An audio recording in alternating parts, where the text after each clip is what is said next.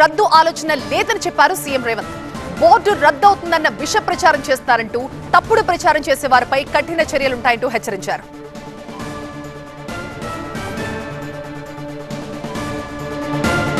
భవిష్యత్తులో సింగరేణి కార్మికులకు వాళ్ళ వారసత్వ ఉద్యోగాలు కానీ మెడికల్ బోర్డు ఇచ్చే అన్ఫిట్ సర్టిఫికెట్ తోని వాళ్ళ కుటుంబ సభ్యులకు వచ్చే ఉద్యోగ ఉపాధి అవకాశాలు పోతాయి.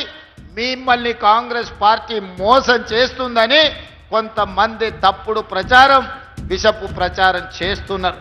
అసలు ఈ ఆలోచన ఎక్కడి నుంచి వచ్చిందో, ఈ అవసరం ఎవరికి ఉన్నదో నాకైతే అర్థం కాలేదు.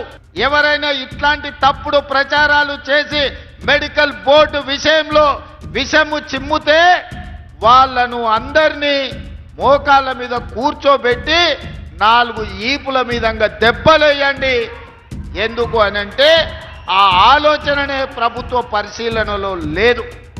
కార్మికులు కోరుకున్న విధంగా కార్మికులకు మేలు చెయ్యడానికి రాష్ట్ర ప్రభుత్వం ప్రయత్నం చేస్తుంది తప్ప కార్మికులకు నష్టం కలిగించే ఏ నిర్ణయము ఈ ప్రభుత్వం తీసుకోదు.